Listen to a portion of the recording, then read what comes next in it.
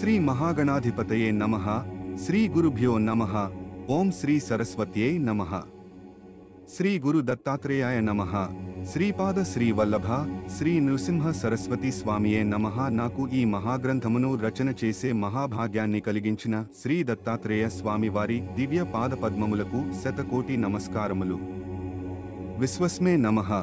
విశ్వముని సృష్టి, స్థితి, లయములకు మూలకారణమైన శ్రీ మహాశక్తికి అనంత కోటి వందనములు. ఆ మహాశక్తి యొక్క సుగుణ సాకార స్వరూపములైన బ్రహ్మ, విష్ణు, మహేశ్వరుల పాదపద్మములకు నమస్కారములు. చిచ్చక్తిశ్చేతనారూప జడశక్తిర్జడాత్మిక, ఇచ్ఛాశక్తి, జ్ఞానశక్తి, క్రియాశక్తి స్వరూపిణి, అంతర్ముఖ సమారాధ్య బహిర్ముఖ సుదుర్లభ. నీకు అనంతకోటి నమస్కారములు తల్లి. శరణు శరణు. పాహిమాం రక్షమాం. శ్రీ దత్త మహాచరిత్ర గ్రంథము మొత్తం 64 అధ్యాయములుగా రచించబడింది. అందులో మొదటి 15 అధ్యాయములు దీపకుడు అనే శిష్యుడికి మహర్షి వేదధర్ముడు ఉపదేశించినవి. మిగతా 49 అధ్యాయములు నామధారకుడు అనే సాధకునికి సిద్ధసరస్వతి స్వామి ఉపదేశించినవి. ఈ 64 అధ్యాయములు భక్తి, ముక్తి ప్రసాదకములు.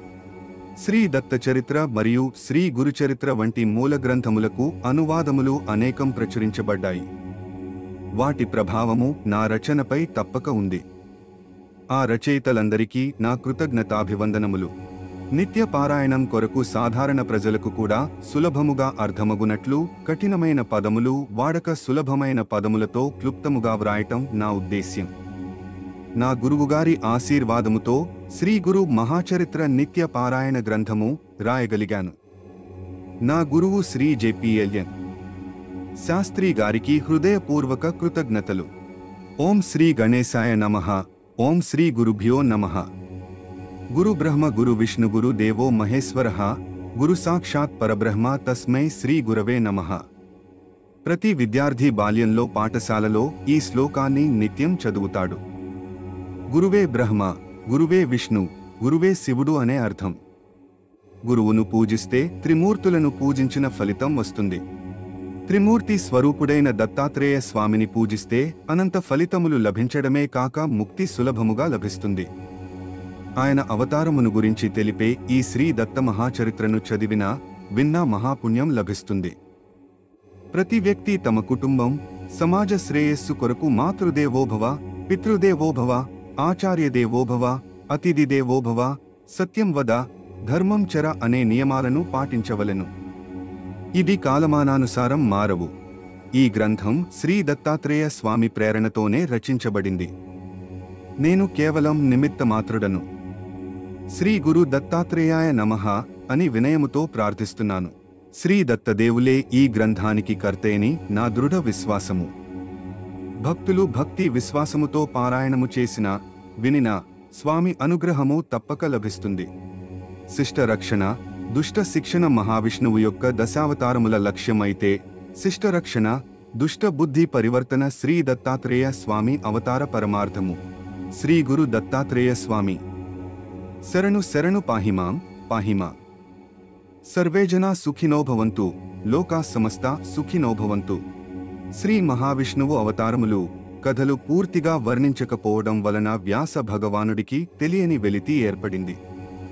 మనుషులు తమ జీవితంలో ఆ వెలితి రాకుండా ఉండటానికి పురాణ, ఇతిహాసాలు, శ్రీ దత్త మహాచరిత్ర, గురుగీత, అష్టావక్ర గీత వంటి గ్రంథాలను చదవాలి. ధర్మపాఠాలు, నీతి కథలు విన్నా చదివినా జ్ఞానం లభిస్తుంది. కాని ఆ జ్ఞానముతో గర్వము కలిగితే అది అజ్ఞానమవుతుంది. విద్య వలన వినయము రావాలి. వినయము కలగాలంటే భక్తి అవసరం. భక్తి కలగాలంటే గురువు లేదా దేవునిపై పూర్తి విశ్వాసము ఉండాలి. విశ్వాసము లేకుండా పూజ లేదా పారాయణం వ్యర్థము. భక్తి లేని జ్ఞానము రసము లేని చెరుకుగడ వంటిది. చెరుకును కొంచెం కొంచెంగా రుచి చూస్తే రసము తెలుస్తుంది. అలా వినయముతో, భక్తితో శ్రీ దత్త మహాచరిత్ర చదివితేనే లీలామృత రుచి తెలుస్తుంది. దీనివలన భక్తి, జ్ఞానము, వినయము వంటి సద్గుణాలు సమకూరుతాయి. ఇదే నిత్యమైన ఆనందము మరియు ముక్తికి మార్గము. శ్రీ గురు దత్తాత్రేయ స్వామికి శతకోటి నమస్కారములు. సర్వే జనా సుఖినో భవంతు. లోకా సమస్తా సుఖినో భవంతు.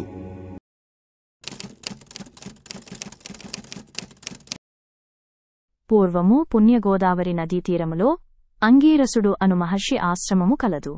ఆ ఆశ్రమము వద్ద అనేక మహర్షులుత పోనిష్ఠులు కంద మూలాలు సమిధలు చక్కని ఫల పుష్పములతో తులతూగే ఆ అంగీరస యొక్క ఆశ్రమమున మహర్షులు జపతపములు ఆచరిస్తూ ఉపవాస నియమములతో యజ్ఞహోమాది క్రతువులు ఆచరించుచుండేవారు.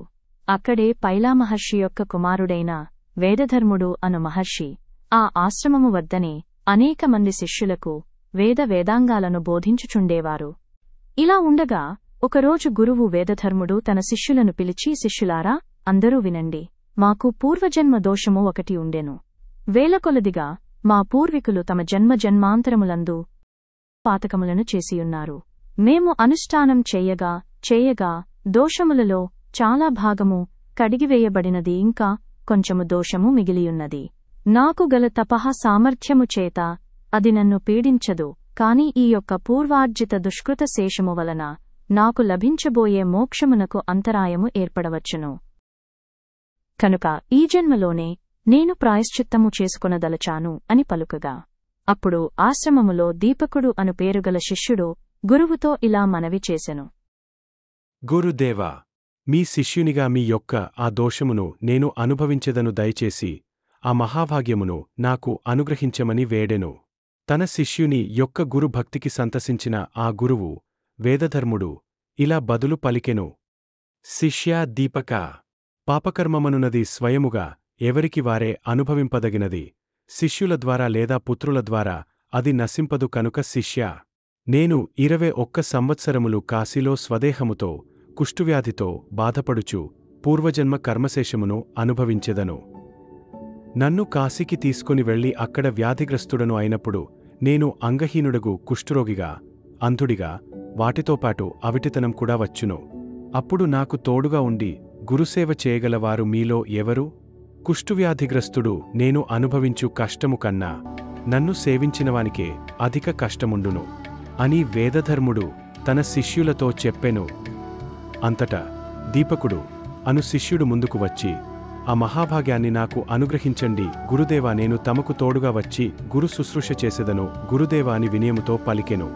శిష్యుని మనసును గ్రహించిన ఆ వేదధర్మ మహర్షి అందులకు అంగీకరించెను. కొంతకాలానికి దీపకుడు తన గురువుతో కలిసి వారణాసి చేరెను. వారణాసి చేరిన పిదప వేదధర్ముడు గంగానదిలో పుణ్య స్నానమును ఆచరించి మొదట చింతామణి గణపతిని దర్శించి పిదప కాశీ విశ్వనాథుడిని సేవించెను. తర్వాత కాశీ అన్నపూర్ణాదేవి దర్శించి కాశీలో ఉన్న సకల దేవతలను దర్శించిన అనంతరము ఉత్తర దిక్కుగా ఒక చిన్న కుటీరమును నిర్మించుకొనెను. మర్నాడు ఉదయము గంగానదిలో పుణ్యస్నానము ఆచరించి విశ్వనాథుడిని దర్శించి పిదప వేదధర్ముడు కుష్ఠు వ్యాధిగ్రస్తుడయ్యెను. ఆ రోజు నుండి దీపకుడు నిత్యము అత్యంత వినయముతో భక్తితో గురుసేవ చేయసాగెను. దీపకుడు తన గురువును క్షణము కూడా విడవక నిత్యం గురు శుశ్రూషలోనే తరించెను. వ్యాధి ప్రభావము చేత క్రోధము, అసహనముతో వేదధర్ముడు శిష్యుణ్ణి అనునిత్యం నిందిస్తుడెను. గురువు నిందించినను దీపకుడు వాటిని తన గురువు యొక్క ఆశీర్వాదములుగానే భావించేవాడు. అలా దీపకుడు సహనముతో నిత్యము గురు సేవలోనే తరించెను. తన ఆకలి, దప్పిక, అలసటలను మొదలగు వాటిని లెక్కచేయక అనునిత్యము భిక్షాటనముచే ఆహారమును స్వీకరించి తెచ్చిన ఆహారమును మొదట తన గురువుకు భక్తితో సమర్పించి తనే స్వయంగా గురువుకు తినిపించేవాడు. వ్యాధి తీవ్రత వలన తన గురువు శరీరము నుండి దుర్గంధము వస్తున్నా కూడా దీపకుడు భక్తితో వేదధర్ముడి శరీరాన్ని శుభ్రము చేయుచు నిత్యము గురుసేవ చేస్తూ ఉండెడివాడు. పవిత్రమైన కాశీ పుణ్యక్షేత్రములో ఉండి శివుని యొక్క పూజను సహితం మరచి ఆ దీపకుడు గురువునే శివునిగా భావించి గురుసేవలో తరించెను. దీపకుని గురుసేవ దీక్షకు మెచ్చిన ఆ కాశీ విశ్వేశ్వరుడు అతనికి, దీపకునికి సాక్షాత్కరించి ఇలా పలికెను. నాయనా, నీ గురుభక్తికి మెచ్చినాను.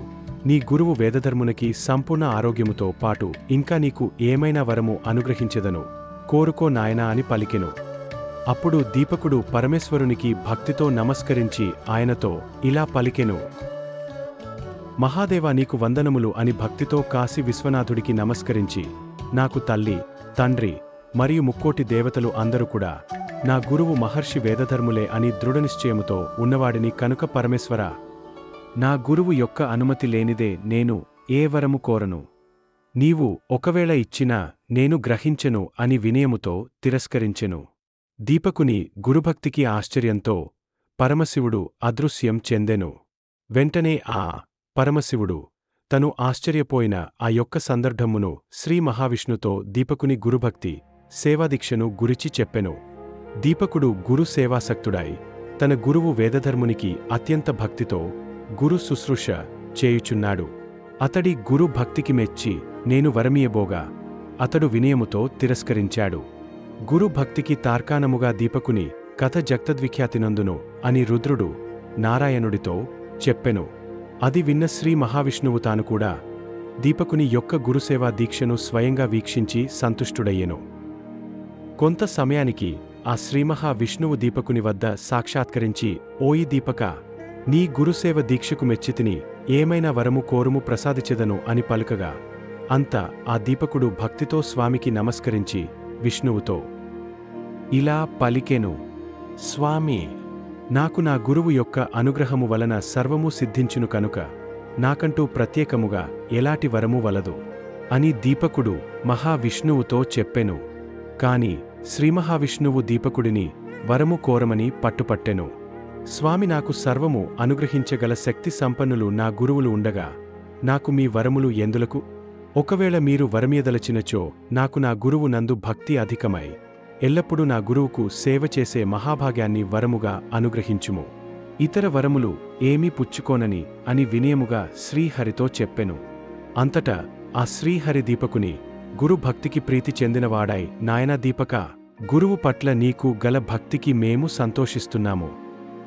గురువే శివుడు, గురువే విష్ణువు, గురువే బ్రహ్మస్వరూపము కనుక గురువుని స్తుతించిన పూజించిన సమస్త దేవతలను స్తుతించి పూజించిన ఫలితము లభించును నాయనా.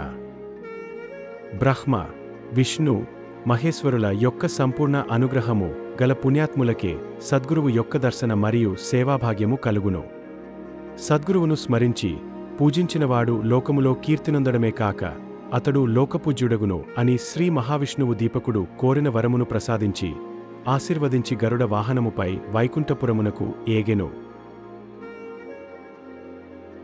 అంతటా దీపకుడు గురువు వద్దకు వెళ్ళి ఇలా విన్నవించెను, గురుదేవా, శ్రీమహావిష్ణువు ప్రసన్నుడై నాకు వరమియవచ్చెను. అప్పుడు నేను, స్వామి, మీరు నాకు వరమియదలచిన ఎడల ఒక్క కోరిక కోరెదను.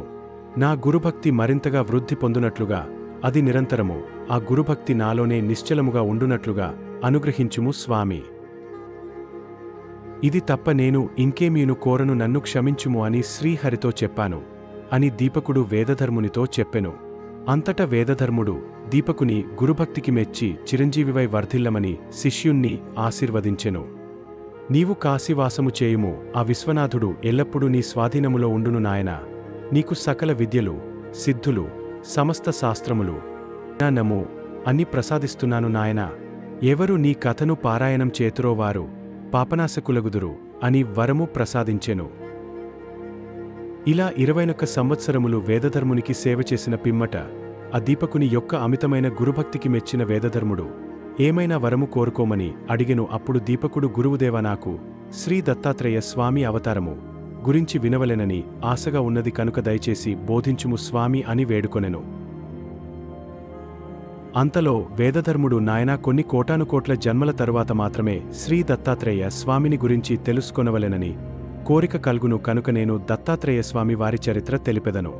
ఏకాగ్ర చిత్తముతో విను నాయనా అని వేదధర్ముడు దత్తాత్రేయ స్వామి చరిత్రను దీపకునికి వినిపించెను.